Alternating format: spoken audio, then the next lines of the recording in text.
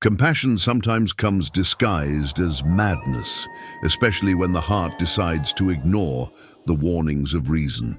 Thomas Mitchell observed the fallen figure by the stream that marked the boundary of his small property. The morning sun revealed details that made her stomach contract. An Apache woman, tall as few men she had ever met, lay semi-conscious among the damp stones.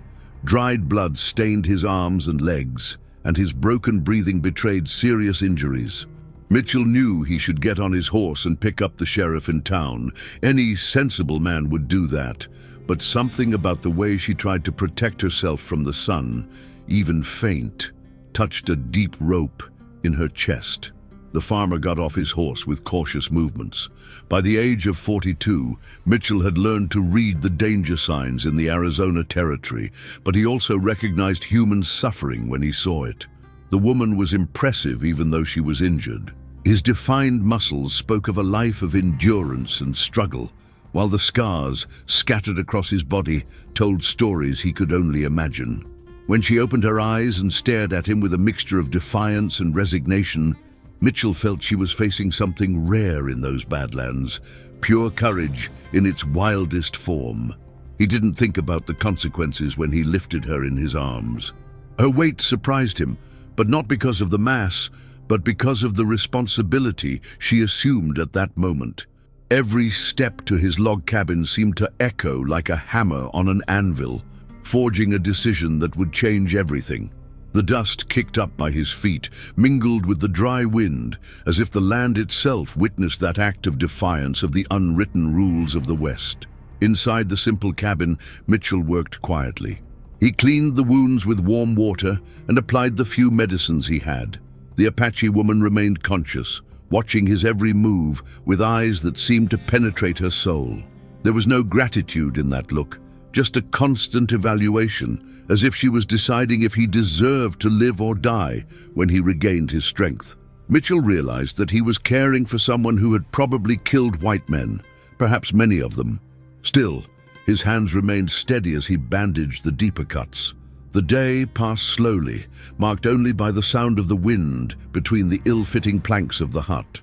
Mitchell offered water and a thin broth that he prepared with the last vegetables from his garden. The Apache drank without taking her eyes off him, each sip seeming to strengthen not only her body, but also her resolve for something Mitchell couldn't decipher. As the sun began to dip over the horizon, painting the sky orange and red, he knew that the consequences of his choice would arrive with dawn. During the night, Mitchell remained awake, sitting in his worn-out wooden chair, watching his unexpected guests' increasingly regular breathing. I knew that in the morning I would have to make an even more difficult decision. Handing her over to the authorities would probably mean a slow death in prison or worse. Letting her go could cost the lives of other innocent settlers, but keeping her there was impossible. His small farm was already suspicious of his neighbors because of his refusal to participate in the hunts for the Apaches in the region. When the first rays of the sun came through the window, the woman was already standing. Mitchell woke up with a start, finding her standing in front of the door, discreetly testing the strength of her muscles. She had tied pieces of fabric around the larger wounds and held a small knife that he didn't know where he had gotten it from. For a moment, the two measured themselves in absolute silence. Mitchell realized that the moment of truth had come, when their actions would define whether the previous night's act of compassion would turn into tragedy or something totally unexpected. The sound of horses approaching cut through the morning air like a blade. Mitchell immediately recognized the heavy pace of the local militia animals. His heart raced when he realized that someone had seen smoke coming out of his chimney during the night and had decided to investigate. The Apache woman also listened. His muscles tensed like those of a jaguar ready for the boat, while his eyes quickly searched for an escape route. Mitchell knew that within minutes his cabin would be surrounded by armed men who would ask no questions before shooting. The decision he made at that moment defied all logic and life experience. Instead of backing off or trying to explain, Mitchell walked to the window and waved calmly to the approaching horseman. When he turned around, he saw that the Apache had disappeared. Only a warm breeze from the back door indicated where she had gone. On the floor, where he had stood moments before, there remained a small polished stone with designs that he could not understand, but which he somehow recognized as a kind of promise sealed between two souls who had met at the right moment. Captain Joshua Brennan dismounted with the authority of someone who carried the law on his back and fear in his heart. His eyes scanned Mitchell's cabin like an eagle searching for prey, while the other 4 militiamen held guns drawn. The air was tense like a guitar string about to burst. Brennan had known Mitchell for years. He knew he was an honorable man, but he also knew that honor could sometimes lead a man down dangerous paths. Dust was still dancing in the air as Brennan crossed the doorstep. His trained eyes immediately picked up on the signs Mitchell had tried to erase. A blood-stained cloth forgotten under the table, dried drops on the wooden floor, the lingering smell of medicinal herbs. Mitchell remained calm, but Brennan noticed how his hands trembled slightly as he offered coffee to visitors. It was the trembling of a man who had crossed a line and still felt the unstable ground beneath his feet. Brennan accepted the coffee mug and let the silence stretch out like a lazy snake in the sun. He knew that silence was his best weapon for extracting the truth from nervous men.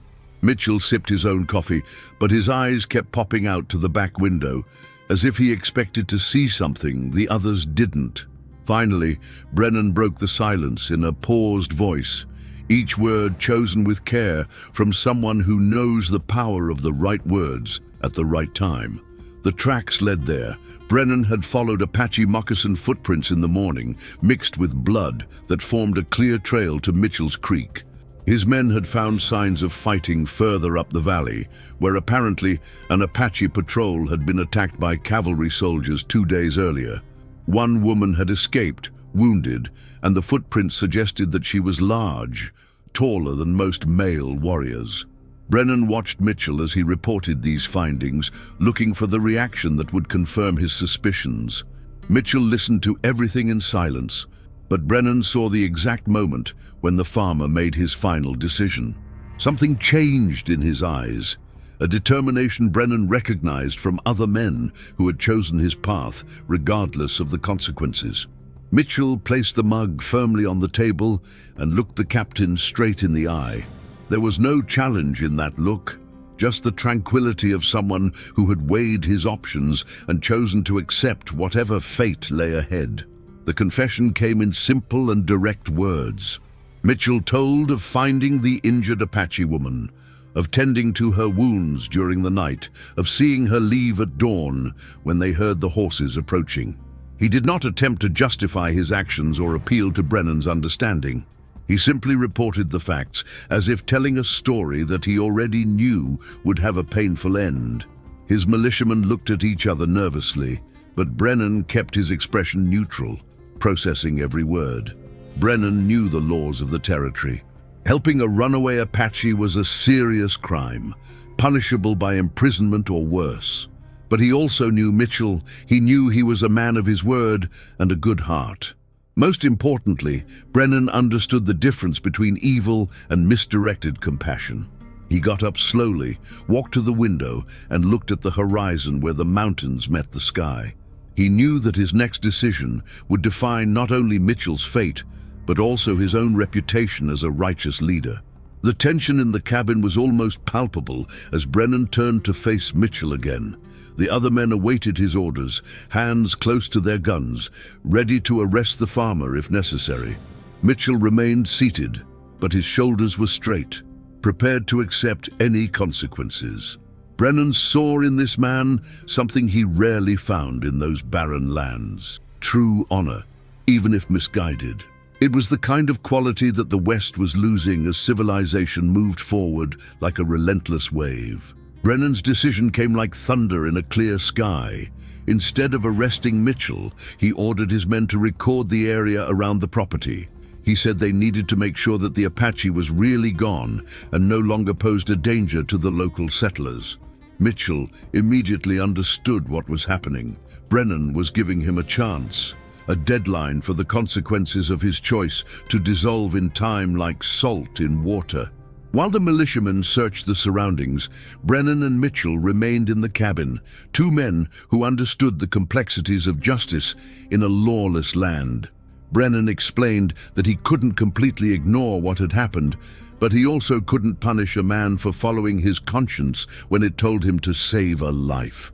Mitchell nodded, realizing that he had received a rare gift, a second chance from a man who could have easily chosen the simplest path. When the militia finally left, Mitchell stood alone on his property, watching the dust kicked up by the horses dissipate into the warm afternoon air. He knew that his life had changed forever in those last 24 hours. I also knew that somewhere in the distant mountains, an Apache warrior carried with her the memory of a white man who had chosen compassion over fear. Mitchell touched the pocket where she kept the polished stone she had left, feeling its weight as a constant reminder that sometimes the best decisions are the ones that defy all logic. 3 weeks passed, like dry leaves blown by the desert wind. Mitchell had returned to his usual routine, tending livestock, mending broken fences, fighting the barren land to pluck enough from it to survive another day. But something had changed in his essence. His eyes now searched the distant mountains more often, and his hands unconsciously touched the pocket where he kept the Apache stone as if praying a silent rosary. The change did not go unnoticed by the neighbors. Martha Thompson, the widow who lived on the nearest property, began to visit him more often, always carrying pies or stews as an excuse for her genuine concerns. She had noticed how Mitchell seemed to be listening to something she couldn't hear, as if awaiting a call from the Rocky Mountains that surrounded the valley. Martha knew the men of the West long enough to recognize when someone was carrying a new weight on their shoulders. The answer to Mitchell's restlessness came on a sweltering afternoon, when the heat made the air dance in visible waves over the parched earth. He was repairing the broken wheel of his ox cart when he saw the figure approaching along the trail that led into the mountains. It was her. The Apache warrior walked with steady steps, but Mitchell immediately realized that something was different. She was not coming alone this time. Behind her, keeping a respectful distance, followed two young warriors who watched everything with attentive eyes like hawks. Mitchell dropped his tools and walked slowly towards the group. The Apache woman had completely healed from her injuries, and her presence was even more impressive than he remembered. But there was something about his posture that suggested urgency, a tension that had not existed during his first visit. She stopped a few feet away and began making hand gestures, a language Mitchell didn't understand, but whose tone she could interpret. It was a request, perhaps even a plea. One of the young warriors stepped forward and deposited a bag of carved leather on the ground. Mitchell approached cautiously and saw that it contained silver coins, some simple jewelry, and other valuables. It was a payment, he understood, a way of settling a debt of honor. But the Apache woman made new gestures, pointing to the mountains, then to him, and finally to the sky that was beginning to darken with heavy clouds. Mitchell understood that she wasn't just paying for her previous help, but asking for something more. The truth revealed itself when she pointed to one of the farthest mountains and made a gesture that mimicked the movement of smoke rising. Mitchell followed his gaze and saw what his eyes hadn't caught before. A thin column of black smoke rose against the sky, barely visible in the evening light. His experience in the wildlands told him at once what that meant. It was a sign of danger, probably soldiers or other Apaches in conflict, and she needed his help for something she couldn't do on her own. Mitchell looked at the three Apaches before him and realized that he was being invited on a journey that would completely change his life. The Apache woman had returned not only to pay a debt, but to offer him something few white men had ever received: complete trust from his people. Her gestures became more specific, showing that she knew his situation, knew that he was a man alone in a hard land, and was offering a greater purpose than simply surviving from one day to the next. The decision weighed on Mitchell like a mountain. Accepting meant abandoning everything he knew, following people who were still technically enemies of his own people, and embarking on an adventure whose end was completely uncertain. Refusing would mean returning to his solitary existence, always wondering what opportunity he had missed.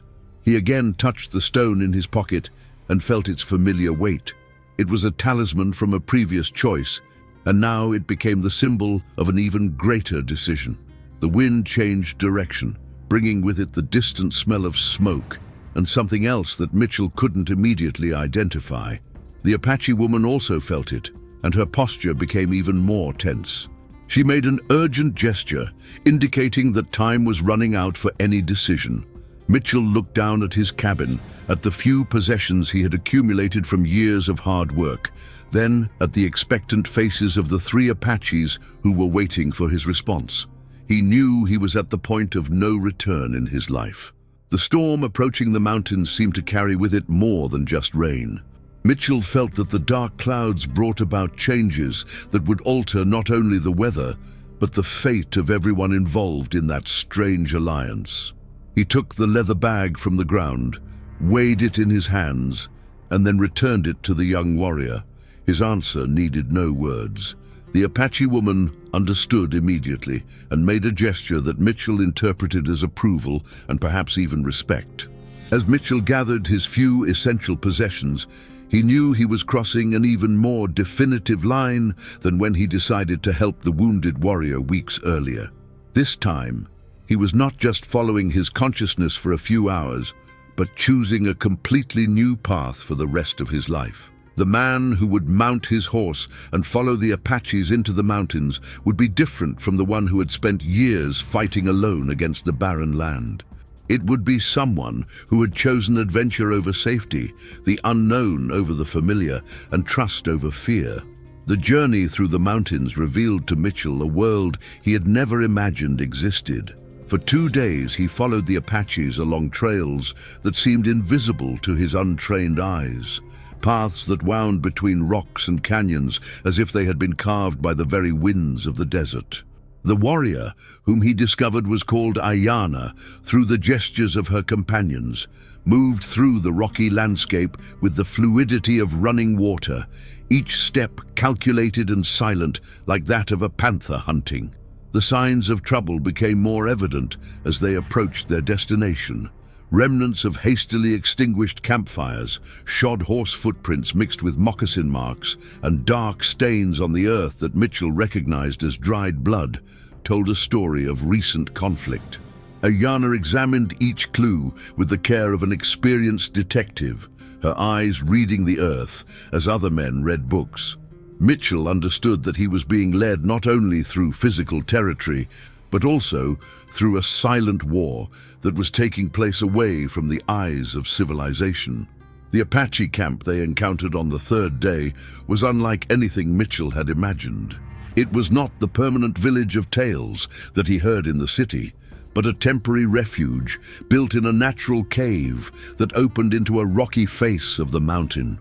Women, children, and some wounded warriors took shelter there, their faces marked by fatigue and the constant tension of those who were fleeing. Mitchell felt the weight of dozens of glances on him as Ayana led him into the cave, some curious, others clearly suspicious. The group's head was an elderly man named Nalnish, whose face, furrowed with deep wrinkles, spoke of decades of facing adversity. His eyes, still bright despite his advanced age, studied Mitchell with the intensity of someone who evaluated whether a stranger represented salvation or destruction for his people. Ayana spoke to him at length in a musical language that Mitchell did not understand, but whose urgent and respectful tone he could interpret. He was telling his story, explaining why he had brought a white man to the secret refuge. The situation became clear through gestures and a few words in English that Nalnish knew. Cavalry soldiers had attacked the main village 3 weeks earlier, forcing the survivors to scatter into the mountains in small groups. Ayana had been injured during the escape and had met Mitchell by chance, but now they needed something only a white man could get: access to the city for medical supplies and information about troop movements. It was a dangerous mission that required someone who could move freely among the colonists without arousing suspicion. Mitchell understood the magnitude of what was being asked of him. It was not just an isolated good deed, but becoming an intermediary between two worlds at war, risking being considered a traitor by both sides. He watched the Apache children playing silently in a corner of the cave, their laughter drowned out by the constant need to remain hidden, and he felt something move in his chest. It was the same sensation he had experienced when he found Ayana injured weeks before, multiplied by every young face he saw in front of him. Mitchell's response came not through words, but through actions. He opened his bag of supplies and distributed everything he had brought: basic medicines, dry food, ammunition for the old rifles that some warriors carried. Nalnish watched each gesture with increasing attention, and Mitchell saw the exact moment when the old boss decided to trust him. It was an immense weight, this trust, because it meant that the lives of all those people now depended partially on their choices in the days to come. Ayana accompanied him to the entrance of the cave as he prepared to depart back to civilization. For the first time since he'd met her, she touched his arm briefly, a gesture he took as gratitude as well as a silent promise. Mitchell knew he was leaving behind more than a group of refugees in a cave. He was leaving people who had placed in him a trust that few white men had ever received from Native Americans. The descent from the mountains was more dangerous than the ascent, not only because of the treacherous terrain, but because Mitchell was now carrying information that could cost lives if it fell into the wrong hands. Every shadow among the rocks could hide soldiers on patrol. Every distant sound could announce the approach of a cavalry troop. But Mitchell found that the fear had turned into something different during his stay with the Apaches. It was now a productive fear, one that sharpened his senses and strengthened his resolve, instead of paralyzing him. When he finally saw the first signs of civilization in the valley below, Mitchell knew he was returning as a completely different man from the one who had departed. It was no longer just Thomas Mitchell, the lone farmer struggling to survive in a harsh land. He was now someone who had been chosen for a greater mission, an intermediary between worlds that were preparing for a confrontation that could define the fate of all involved. The town of Cedar Falls seemed smaller than he remembered, its dusty streets and wooden buildings looking fragile and temporary compared to the eternal solidity of the Rocky Mountains he had just left behind. Mitchell steered his horse toward downtown, knowing that the next few days would test not only his courage, but also his ability to navigate between necessary truths and lies, between divided loyalties and compromises that transcended man-imposed boundaries. The true test of his transformation was just beginning. The Cedar Falls pharmacy smelled of ether and lost hope as Mitchell pushed open the creaking wooden door. "Doctor." Elias Morton looked up from his balcony full of glass jars and immediately recognized the man who had entered. Mitchell had changed. Her eyes carried a new weight, a determination that hadn't existed weeks before, and her clothes showed signs of a long and difficult journey. Morton knew how to recognize a man who had seen things that changed his perspective on the world. Mitchell asked for basic medical supplies, bandages, medicine for fever and infections, in an amount that caught the doctor's attention. When Morton asked if he was preparing for an emergency, Mitchell responded with partial truths that sounded compelling. He talked about preparing for winter, about the need to be ready for accidents on his isolated property. Morton accepted the explanations, but his knowledgeable eyes noted how Mitchell chose each item with too specific knowledge for someone who simply prepared for eventualities. The real challenge came when Mitchell headed to the general store to buy food that didn't raise suspicion. Jake Sullivan, the owner, was known for his loose tongue and his tendency to turn every purchase into casual interrogation. Mitchell needed enough to feed several families, but buying it all at once would be like lighting a lighthouse on a dark night. He decided to spread out his purchases over 2 days, making excuses about preparing his property to receive temporary workers during the harvest. On the second day, while loading sacks of flour into his ox cart, Mitchell noticed unusual movement in the city. Cavalry soldiers had arrived during the night and established a temporary camp in the central square. The captain commanding the troop was not Brennan, but a younger man with rock-hard eyes and a reputation for taking no prisoners. Mitchell felt his stomach tighten as he realized that his window of opportunity was closing fast. The information he needed came through a conversation he overheard in the salon. Two merchants were discussing cavalry plans for a major mountain sweeping operation scheduled to begin in 3 days. It would be a coordinated campaign with several troops converging from different directions, designed to encircle and capture all the Apache groups hiding on the rocky heights. Mitchell drank his beer slowly, memorizing every detail he could pick up, knowing that this information meant the difference between life and death for the people he had left in the cave. The journey back to the mountains was a race against time, disguised as a casual trip. Mitchell pushed his horse and ox cart to the limit of his capabilities, stopping only when absolutely necessary. Every shadow on the trail could hide an anticipated patrol. Every distant noise could herald the start of the military operation. When he finally reached the familiar trails that led to the Apache refuge, his hands trembled not with fear, but with sheer urgency and determination to accomplish his mission. Nalnish received the news with the calm of a man who had faced similar crises for decades, but Mitchell saw genuine concern in the old boss's eyes when he understood the scale of the approaching operation. In 3 days, they would need to move women, children, and wounded to an even safer location, through terrain that would challenge even the most experienced warriors. It was a task that seemed impossible, but Mitchell learned that the Apaches didn't know the word impossible when it came to protecting their families. Ayana took the lead in the preparations with impressive military efficiency. He organized the supplies Mitchell had brought, distributed responsibilities among the able warriors, and began to explain escape routes that existed only in the collective memory of his people. Mitchell offered his help, expecting to be politely dismissed, but was included in the plans as if he were a natural member of the group. It was an honor that he fully understood only when he saw how each decision was made, considering his safety as well. The farewell came before dawn on the 3rd day. Mitchell knew he could not accompany the group on their escape to even more remote refuges. His presence would make them more vulnerable, and he had his own journey back to civilization to complete.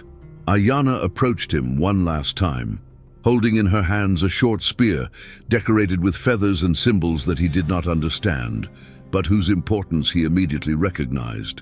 It was a ceremonial weapon, a gift that sealed an alliance that transcended cultural differences. When Mitchell began his final descent from the mountains, he carried with him more than memories.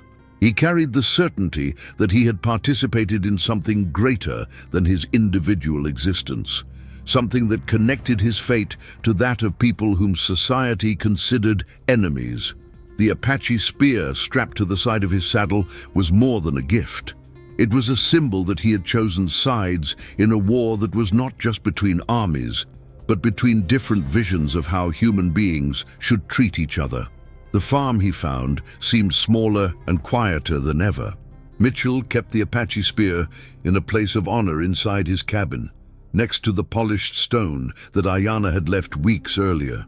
He knew he could live out the rest of his days without ever seeing those people again, but he also knew he had been changed forever by that experience. I had discovered that true courage was not in facing enemies with weapons, but in choosing compassion when the whole world expected you to choose hatred.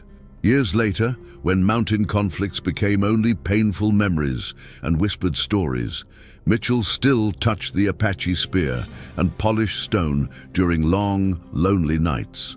They were reminders that there were times in a man's life when he could choose to be part of something bigger than himself, when he could decide what kind of legacy he would leave etched into the world's consciousness. Mitchell had made his choice, and it sustained him through all the days that followed, like an inner beacon that never went out. If this Wild West story has touched your heart, you'll love the other adventures we've prepared for you. Stories of courage, honor, and redemption await you on our channel. Sign up now and ring the bell so you don't miss any of these exciting narratives that celebrate the best of human nature.